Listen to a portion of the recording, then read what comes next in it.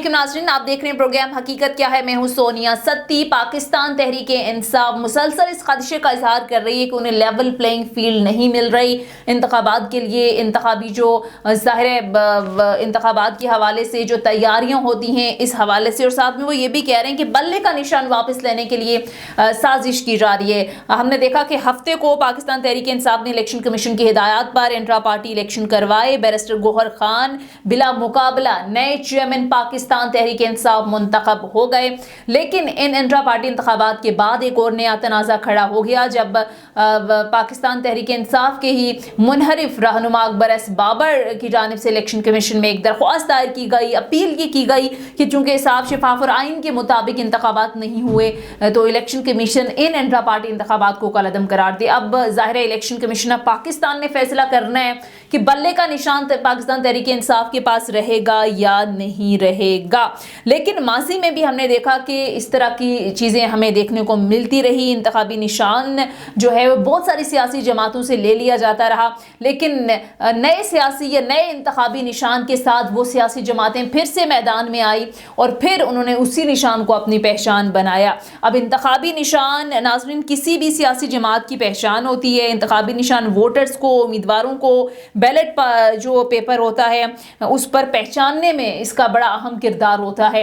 अब पाकिस्तान तहरीक इंसाफ को सिर्फ यही शिकायत नहीं है बल्कि दीगर भी बहुत सारे मामलात पर यह कहा जा रहा है कि पाकिस्तान तहरीक इंसाफ शिकवा करती है कि हमें लेवल प्लेइंग फील्ड उस तरह से जिस तरह से दीगर सियासी जमातों को मिल रही है हमें नहीं मिल रही। दूसरी तरफ पाकिस्तान पीपल्स पार्टी भी कहीं शिकवा करती हुई नजर आ रही है कि जिस तरह से दीगर सियासी जमातों को जो है वो मौका दिया जा रहा है हमें नहीं दिया जा रहा। बहरहाल इंतखाबात की गहमा गहमी किसी हद तक जो है वो शुरू हो गई है। देखना यह है कि इंतखाबात जो हैं वो किस समत को जाते हैं, माहौल क्या बनता है, और सबसे अहम बात कि किस तरह का बयानिया पब्लिक में लेकर जो मुख्तलिफ सियासी जमातें हैं वो जाएंगी। इस वक्त अवाम की मुश्किलात ज़ाहिर है बहुत ज़्यादा हैं और अवाम को इससे कोई गर्ज नहीं है कि कौन सी सियासी जमात जो है वो क्या करेगी, क्योंकि बहुत सारी वादे वहीद दावे मुख्तलिफ सियासी जमातों की तरफ से किए जाते रहे। बिलखुसूस अगर बात की जाए तो ये तीन बड़ी जमातें, चाहे पाकिस्तान तहरीक इंसाफ व मुस्लिम लीग नून हो या फिर पाकिस्तान पीपल्स पार्टी हूँ, तीनों के इक़्तिदार को आवाम देख चुकी है और आवाम जानती भी है कि इन जमातों ने आवाम के लिए क्या किया। बहरहाल क्या कोई नई चीज़ है जो ये जमातें नई मैनिफेस्टो के साथ आवाम के अंदर जाएंगी और आवाम को कायल करने के लिए बयानिया क्या लेकर पब्लिक के अंदर जाएंगी, ये बड़ा अहम है। क्योंकि इस वक्त जो ओवरऑल सिचुएशन है बड़ी हद तक निगरान हुकूमत ने मामलात को अपने कंट्रोल में रखा। सारे डॉलर जो है वो पहुंच से बाहर हो गया था। पेट्रोल प्राइसेस के हवाले से जो मामलात थे, IMF के साथ जो मामलात थे, और ज़ाहिर निगरान हुकूमत के आने के बाद हमने देखा डॉलर किसी हद तक कंट्रोल हुआ। माफियाज़ के ख़िलाफ़ जो पूरा क्रैकडाउन हुआ, चाहे वो स्मगलर्स माफियाज़ हूँ, ऑयल की स्मगलिंग के हवाले से हूँ, दीगर जहाँ जहाँ माफियाज़ बैठे थे उनका जो नेक्सस था उसको तोड़ा और किसी हद तक बेहतरी की जानिब मामलात गए। IMF के साथ मामलात कुछ हद तक बेहतर हुए।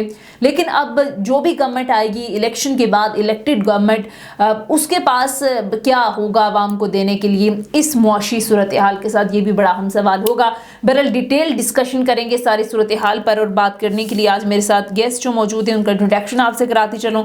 समीउल्लाह खान बरकी, रहनुमा पाकिस्तान मुस्लिम लीग नून और सीनियर एनालिस्ट अजीम चौधरी साहब भी आज प्रोग्राम में हमें ज्वाइन करेंगे। और नाज़रीन इसी सारी सूरत हाल पर बात करने के लिए हमें प्रोग्राम में ज्वाइन किया है सीनियर एनालिस्ट अजीम चौधरी साहब ने। इसके साथ साथ रहनुमा मुस्लिम लीग नून समीउल्लाह खान बरकी साहब भी प्रोग्राम में मेरा साथ देंगे। बहुत बहुत शुक्रिया आप दोनों मेहमानों का।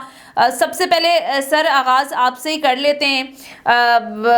अजीम चौधरी साहब, PTI बार बार खदशे का इजहार कर रही है कि इलेक्शन में उसे लेवल प्लेइंग फील्ड ना देने के लिए साजिश की जा रही है, बल्ले का निशान वापस लेने की साजिश की जा रही है। अब एक नया तनाज़ा जो इंट्रा पार्टी इंतखाबात को लेकर खड़ा हो गया, अकबर एस बाबर साहब गुज़िश्ता रोज़ चले गए। तो सर आपको क्या लगता है पाकिस्तान तहरीक इंसाफ के लिए इस हवाले से कोई मुश्किलात पैदा हो सकती हैं अगर बिलफर्ज बल्ले का निशान उनसे ले लिया जाता है? माजी में तो हमने देखा कि इस तरह का सूरत हाल बहुत सारी सियासी जमातों को देखने में सामने आती रही। पीपल्स पार्टी से तलवार का निशान ले लिया गया, इसके अलावा IGI 1993 में, फिर नून लीग के साथ भी ये तमाम तर मामलात होते रहे। लेकिन हमने देखा के नए निशान के साथ भी वो अपनी शिनाख्त बनाने में कामयाब हुए, तो पीटीआई के लिए अब मुश्किल आप देख रहे हैं? बहुत शुक्रिया सोनिया। वो पंजाबी में कहते हैं कुछ है तो लोग भी आलम सन कुछ मरन का शौक भी थी। अगर पीटीआई ये काम ना करती जिनकी सजा वो भुगत रही है ये अगले दिनों में भुगतेगी, तो ये सजा ही ना दी जाती। उन्होंने जो कुछ किया, जो बोया, वही उन्होंने काटना है। और जहाँ तक उनके निशान का ताल्लुक, मैं एक बात उससे पहले ये कह दूं कि उनको सहूलत तो नहीं दी जा रही कि वो इलेक्शन कंफर्टेबली लड़ सके। और ये भी पाकिस्तान में कोई नई बात नहीं है। पाकिस्तान में हमेशा लोगों को लिमिटेड चॉइस दी जाती है और उस लिमिटेड चॉइस में वही नताए जाते हैं जो जरूरत होती है वक्त की। अब इस बात की कोशिश तो की जा रही है कि उसी तरह के नताए मिल सके मुताल्लिका लोगों को जो उनको रिक्वायर्ड है, लेकिन इसका इम्कान कम नजर आ रहा है। और ये बात अपनी जगह पर दुरुस्त है कि पीटीआई को तो किसी जगह जलसा करने की इजाजत नहीं दी जाती। अगर वो किसी चार दीवारी के अंदर अपना कन्वेंशन भी करना चाहते हैं तो वहां भी इस्टेब्लिशमेंट, ये पुलिस या मकामी इंतजामिया उन्हें रोकने की कोशिश करती है। उनके लोग जेलों में है। ये पाकिस्तान की पॉलिटिक्स में कुछ नया नहीं है, लेकिन नया ये जरूर है कि वो इंतखाबात जो कोई पोलिटिकल पार्टी अपने अंदर करवाती ही नहीं है और कोई जमहूरी रवैया किसी भी सियासी जमात में, मासवा जमात इस्लामी के किसी के पास मौजूद नहीं। उसी के नतीजे में पीटीआई को जो चांसेस मिले थे इलेक्शन कराने के, मेरे ख्याल में तो उन्होंने आज तक अपना इंतखाब ठीक तरीके से करवाया ही नहीं है। और अब जबकि इलेक्शन कमीशन ने ये फैसला दे दिया और उन्होंने जो इलेक्शन कराया वो भी उनके आइन के मुताबिक नहीं है, वो भी उन्होंने एक चक्कर चलाने की कोशिश की। और अगर ये चक्कर पीटीआई चला रही है तो बाकी जमातें भी इसी तरह के काम करती हैं। अगर इलेक्शन कमीशन की नजरें आज पीटीआई पे चली गई है तो उन्हें चाहिए पाकिस्तान की दीगर पॉलिटिकल पार्टी से भी पूछें कि आप जब से कॉन्स्टिट्यूशन के मुताबिक जो इलेक्शन कराया उसकी डिटेल्स हमें सबमिट कर दें। उसके साथ साथ पॉलिटिकल पार्टी से उनके फंड का हिसाब भी ले लिया जाए कि वो जो अखराजात करते हैं वो पैसे कहाँ से आते हैं, कौन देता है और किस तरह उनको अखराजात को जस्टिफाई कर सकते हैं। अगर ये सब कुछ हो जाए तो पाकिस्तान में रवैये भी जरूरी हो जाएंगे, मौलूसी सियासत जिसका बहुत रोना रोया जाता है वो भी किसी हद तक कम हो जाएगी और पॉलिटिकल पार्टी जो है वो फ्लरिश करेंगी, निचली सतह से लीडरशिप आएगी और फिर कोई दिक्कत नहीं हुआ करेगी। सही, ठीक है। अच्छा, मैं जरा आगे चलते हैं। समीउल्लाह खान बरकी साहब, मैं आपकी तरफ आऊंगी। ये मुस्लिम लीग नून बाकी तमाम की तमाम जमातें अब पाकिस्तान तहरीक इंसाफ के जो इंट्रा पार्टी इंतखाबात हुए हैं उन पर बहुत ज़्यादा तनकीद कर रही है। जिस तरह से अभी बात की अजीम चौधरी साहब ने कि ये तो कुछ नया नहीं है, हर जमात के अंदर इसी तरह से इंतखाबात होते हैं, इंट्रा पार्टी इंतखाबात। आप मुस्लिम लीग नून की बात कर लें, शहबाज शरीफ साहब, मरियम नवाज साहिबा, ये बिला मुकाबला सदर नायब सदर मुंतखब हो गए। पीपल्स पार्टी के अंदर ये सूरत हाल हमने देखी, जेजूआई के अंदर भी कोई जमहूरी रवैया नहीं है। तो जब सब जमातों के अंदर एक ही चीज़ है तो फिर पीटीआई के इंट्रा पार्टी इंतखाबात पर इतना वावेला क्यों है?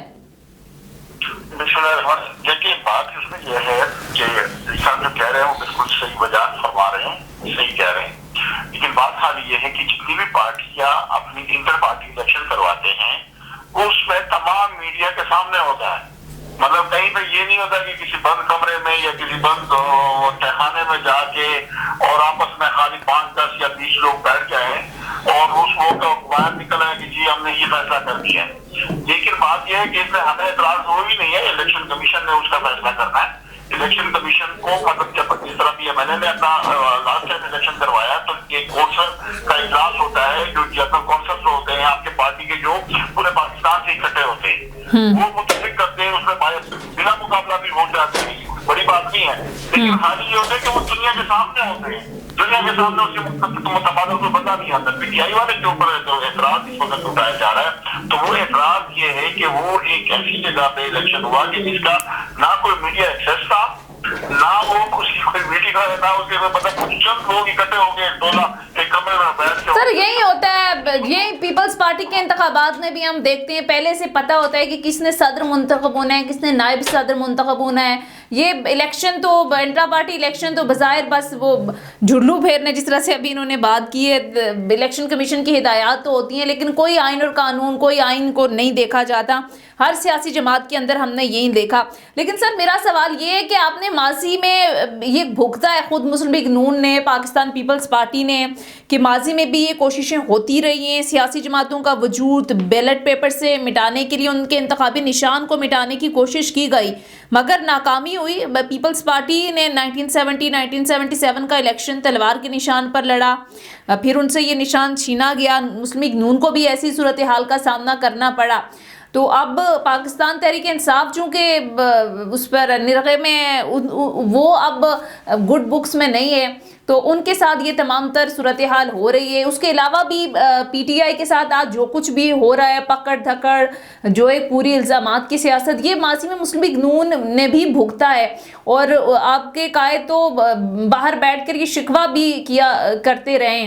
तो अब पाकिस्तान तहरीक इंसाफ के साथ हो रहा है, तो कल ये रिपीट भी हो सकता है। तो सर आपको नहीं लगता कि ये सियासी जमातों को सबक सीखना चाहिए, बजाय इसके कि एक दूसरे की टांगे खींचें, मिल बैठकर कोई इस मसले का कोई परमानेंट हल निकालें? देखिए, आपकी इस बात से बिल्कुल मैं इत्तेफाक करता हूँ, मगर मैं तो ये समझता हूँ कि ये अगर कहीं पे भी गलत हो रहा है तो वो कहीं पे भी नहीं होना चाहिए। देखिए, बात उसमें यह है कि ये दस्तूर शुरू किसने किया? ये मौजूदा जो आपकी पीटीआई की लीडरशिप है, इन्होंने ये रिवायत स्टार्ट की थी। इससे पहले ये रिवायत नहीं थी। केसेस बनते थे, चीजें बनती थी, अदालतों में होती थी, अदालतें फैसले करते थे, अच्छा होता था, बुरा होता था, सब उसको एक्सेप्ट करते थे। ये पहले इनके साथ जो पिछले 5 साल से 4 साल जो रवैया रखा गया था, जो हालात रखे गए थे, उसमें मतलब ये जो पीटीआई की लीडरशिप थी, मतलब वो मीडिया में कहती थी कि उनका ऐसी उतार दो, उनको ऐसे कर दो, मैं इनको देख लूंगा, मैं इनके साथ ऐसा कर लूंगा। तो ये रवैया के बीच इन्होंने लगाया हुआ है। तो लेकिन हम फिर भी उसकी हिमायत नहीं कर रहे। हम ये कहते हैं कि अगर ऐसा कुछ है तो वो बिल्कुल गलत है। लेकिन बात यह है कि पीएमएलएन ने जिस तरह पिछले 5 साल अपने तमाम केसेस को, तमाम चीजों को अदालत में प्रूव किया और अदालतों का दरवाजा कभी नहीं छोड़ा और वहां पे जाके उसके अपने केसेस को डिफेंड किया, तो अल्हम्दुलिल्लाह आज वो सुरखरू हुए। वो जो झूठे केसेस थे वो सारी चीजें, इनके ऊपर भी अगर इनको कहीं पे कोई लगता है कि इनकी कोई चीज ऐसी है जो गलत है, तो अदालत का दरवाजा इनके पास अवेलेबल है। ठीक है, 25 करोड़ आवाम उसको दे देगी। वो अदालत अगर गलत फैसला करेगा तो अवाम ने उसका फैसला करना है कि अदालत ने गलत किया कि सही किया, तो वो उस दरवाजे को खटकाए। लेकिन इन्होंने तो अपना दस्तूर बनाया था कि ये अदालत को मानते ही नहीं थे, ये तो चैलेंज करते, ये तो खुद अदालत थे, खुद जज थे, खुद सब कुछ बने हुए थे। मसला सर यही है ना कि अगर हक में फैसला है तो फिर अदालतें भी अच्छी हैं, फिर इदारे भी अच्छे हैं। अगर हक में फैसला नहीं आता तो फिर पूरा एक टायराइड खोल देते हैं इदारों के खिलाफ भी। अब नवाज शरीफ साहब का ये जो मामला एवन फील्ड का था, ये ओवरऑल जो 7 साढ़े 7 उन्होंने सारी चीज़ें भुगती हैं। पैनामा से मामला शुरू हुआ, हाई लेवल इन्वेस्टिगेशन, JIT, बाहर से जाकर तहकीकात, पूरा एक माहौल बना, नैब के अंदर पेशियाँ, सज़ाएँ, फिर आज 7 साढ़े 7 साल के बाद आके कहा जाता है कि भाई ये तो केसेस ही गलत थे। नैब जिसने ये केसेस बनाए, 100 से ज़ायद पेशियाँ वहाँ पर भुगती गई, वो खुद कहता है कि हमें तो किसी के कहने पर केसेस बनाए। तो फिर उन लोगों का भी तो हिसाब होना चाहिए, उन लोगों को भी कटहरे में आना चाहिए जो ये गलत केसेस बनाते हैं। और सिटिंग प्राइम मिनिस्टर को इस तरह से ओहदे से उतार कर जिस अंदाज में उनकी किरदार कुशी की जाती है। बहरहाल ये, बल्कि मैं अजीम चौधरी साहब से पूछती हूँ सर ये इस सारी सूरत हाल को आप कैसे देखते हैं? अब नवाज शरीफ साहब जिस अंदाज में बैक टू बैक उनको रिलीफ मिल रहा है, केसेस से बरी हो रहे हैं और कहा जा रहा है कि वो सुरखरू हुए हैं, ये केसेस तो बनने ही नहीं चाहिए थे, होने ही नहीं चाहिए थे, जाली थे। लेकिन वो 7 साढ़े 7 साल जो उन्होंने भुगते, जो इतना कौम का वक्त ज़ाया हुआ, जो पैसा ज़ाया हुआ, जो ओवरऑल इन्वेस्टिगेशन, इसका कौन जिम्मेदार है? ये जो सूरत हाल आप बता रही है, पहले बात करने की बजाय मैं इसकी बात पूरी कर लूं। आप तीर के निशान की बात कर रही थी। जब 1977 में मार्शल लगा तो बाद 2 निशान बहुत पॉपुलर थे, एक तीर का और दूसरा हल का। वो पाकिस्तान कौमी इत्तेहाद का निशान था। इलेक्शन कमीशन ने बावजूद इन दोनों निशानों को लिस्ट से निकाल दिया लिया था, तो कुछ अर्से के बाद ये निशान वापस पीपल्स पार्टी ने मांगा और पीपल्स पार्टी को वो निशान मिल गया। मुझे नहीं लगता कि बल्ले का निशान जो है वो हमें इलेक्शन डे पर नजर आएगा, बैलेट पेपर जो आज सूरत हाल है। अब दूसरी सूरत हाल ये है कि ये सूरत हाल पैदा किसने की है? पीटीआई तो बेचारी नौजायदा जमात है और वो अभी अपने इलेक्शन करा रहे हैं। पीएमएल तो उससे बहुत पहले बनी थी और इनके इंतखाबात पे ये रवायत रही। अभी जनरल काउंसिल की बात कर रहे थे बरकी साहब, ये तो तकरीबन इनके 3000 जनरल काउंसिलर्स होंगे और उनका भी इंतखाब हुआ करता है। हर शहर में 100 50 जितने भी होते हैं उनका इंतखाब होता है। ये तो वो प्रोसेस इन्होंने कभी पूरा ही नहीं किया। गुलाम हैदर वाई साहब के जमाने में 1991-92 में एक दफा हुआ था, फिर उसके बाद कभी नहीं हुआ। इनके यहाँ नॉमिनेशन जो है वो कोई दूसरा शख्स समय ही नहीं करा सकता, कराता भी नहीं है, होती भी नहीं है, करवाने भी दी जाती है और जो ऐसा करे उसको पता नहीं कहाँ भेज देते हैं। पीएमएल-क्यू का मुझे इंतखाब करवाने का इत्तेफाक हुआ 2 दफा और उन्होंने जब ठीक इंतखाब करवाया तो मोहतरम एजाजुल हक साहब ने अपनी अलग पार्टी बना ली। उनका ख्याल था कि वो आपसे वाजिद की मियादर से इंतखाब जीत जाएंगे, वो हार गए थे। 13 वोट मिले थे उन्हें और 2000 टोटल वोटर्स थे उस पर। ये सूरत हाल पाकिस्तान की तमाम पोलिटिकल पार्टीज में है। जमात इस्लामी के जो 14-15-16 हजार मेंबर्स हैं वो जिस तरह वोट डालते हैं खुफिया रायशुमारी के जरिए, वैसा इंतखाब रिक्वायर्ड है पाकिस्तान इलेक्शन कमीशन के कानून के मुताबिक और पोलिटिकल पार्टीज एक्ट 2017 के मुताबिक, जो कॉन्स्टिट्यूशन के मुताबिक रूल्स बने हुए हैं, उन पर कोई जमात अमल नहीं करती और इलेक्शन कमीशन अपनी आंखें बंद किए रखता है। इलेक्शन कमीशन की अपनी ख्वाहिशात, अपनी जरूरतें और उनके दिलचस्पी जहाँ होती है वहाँ आंखें बंद होती हैं और दूसरी जगहों पे वो खोल लेते हैं। चाहिए तो ये कि सब पोलिटिकल पार्टीज के साथ एक जैसा सलूक हो और तमाम पोलिटिकल पार्टीज उनके इलेक्शन के मामला भी मांग लिए जाए। और मैं आपको ये सोनिया अर्ज करूं, अगर पीटीआई का इस इलेक्शन के बाद दोबारा इलेक्शन कराने का हुक्म हुआ, ये इसको कालतब करार दे दिया गया या निशान वापस हुआ, तो फिर आप यकीन रखें कि तमाम पॉलिटिकल पार्टीज के मामला जो हैं इलेक्शन के हवाले से वो एक एप्लीकेशन देंगे मुखालिफ लोग इलेक्शन कमीशन को, जो उसकी सुनवाई नहीं करेगा और मामला सुप्रीम कोर्ट में चले जाएंगे। इसके नतीजे में मुझे मुश्किल नजर आएगा कि पाकिस्तान में फिर जनरल इलेक्शन हो सकेगा। जब पॉलिटिकल पार्टीज के पास निशान ही नहीं होंगे और मामला अदालतों में होंगे तो फिर कोई इलेक्शन कमीशन इलेक्शन नहीं करवा सकेगा। सही। अच्छा सर, अभी जिस तरह से अभी आपने भी बात की और पीटीआई भी बार बार जिन खदशात का इजहार कर रही है कि उन्हें लेवल प्लेइंग फील्ड ना देने के लिए साजिश की जा रही है, और ग्राउंड पर भी जिस तरह से आपने भी बात की कि कहीं कन्वेंशन हो पुलिस पहुंच जाती है, उस तरह से खुलकर इंतखाबी कैंपेन जो है वो भी नहीं करने दी जा रही, तो ऐसे माहौल में जब शिकवे शिकायत हर तरफ हैं, अब एक फेमस है पब्लिक के अंदर एक बड़ी सियासी जमात है, उसको इस तरह से कॉर्नर करके अगर इलेक्शन होते हैं तो वो सर उनको उनकी पे सवालिया निशान नहीं होगा, उनको साफ शफाफ इलेक्शन कहा जा सकता है? जिस तरह की शिकायत पीटीआई कर रही है, ऐसी शिकायत 18 में मुस्लिम लीग भी कर रही थी और इससे पहले पीपल्स पार्टी भी ये शिकायत वक्तन फवक्तन करती रही है। पाकिस्तान के हर इलेक्शन को मुतनाज़ करार दिया गया और उस पर उंगली उठाएगी। अब जो इलेक्शन होने जा रहा है, जिसकी तवक्को की जा रही है कि ये होगा, ये इलेक्शन हो भी जाए, जैसा भी हो जाए, कितना भी साफ सुथरा हो जाए, इसके नतीजे में बनने वाली हुकूमत को बहुत इत्मीनान के साथ मामलात को लेकर चल नहीं सकेगी। पाकिस्तान में लोग बहुत ज्यादा एहतजाज करने के लिए बाहर निकलेंगे और तब सूरत हाल चूंकि डिफरेंट होगी, एक प्राइम मिनिस्टर मौजूद होगा, असेंबली मौजूद होगी, तो लोगों की आवाज को दबाना भी मुश्किल होगा और असेंबली के फ्लोर से भी बात उठेगी और बाहर सड़कों पर भी ये बात आएगी। जरूरत इस बात की है कि इलेक्शन से पहले एक लाया अमल मुरतब कर लिया जाए जो कौमी लाया अमल हो और उसकी रोशनी में चीजों को आगे लेके चला जाए और एक ज़ाब्ता इखलाक इलेक्शन कमीशन जो है उस पर कंसेंसस करवाए पॉलिटिकल पार्टी से, ताकि पॉलिटिकल पार्टीज जो है इलेक्शन के बाद उससे इनहराफ न कर सके। ठीक है। अच्छा बरकी साहब, अब ज़ाहिर है जब 2018 में पाकिस्तान तहरीक इंसाफ ने गवर्नमेंट बनाई थी तो बहुत सारी जमातों के साथ इत्तेहाद करना पड़ा था, PMLQ, MQM, दीगर छोटी जमातें थी उसमें शामिल। फिर हमने देखा कि बहुत बार खान साहब ये शिकवा करते हुए नज़र आए कि ब्लैकमेल किया जाता है जमातों की जानिब से, और हमने देखा भी जब भी कोई बात होती या जब भी कोई लाहे अमल होता, वोटिंग का मामला आता, तो बहुत सारी जमातें के हाथों वो ब्लैकमेल होते रहे। बहुत सारी जमातों, फिर जब वोट ऑफ नो कॉन्फिडेंस का मामला आया फिर भी उन जमातों ने उनका साथ छोड़ दिया।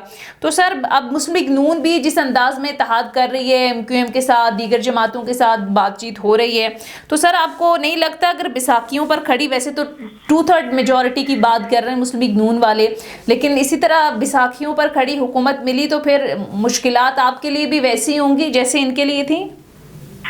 नहीं, उसमें इस तरह के देखिए, पाकिस्तान मुस्लिम लीग नून की अगर कारकर्दगी के बुनियाद पे देखा जाए ना, जब 2013 में पाकिस्तान मुस्लिम लीग नून ने हुकूमत संभाली थी तो इस मुल्क के हालात क्या थे, यहाँ पे दहशतगर्दी थी, यहाँ पे बिजली के क्राइसिस थे, यहाँ पे कराची के हालात क्या थे, यहाँ पे दुनिया कह रही थी कि पाकिस्तान डिफॉल्ट कर जाएगा।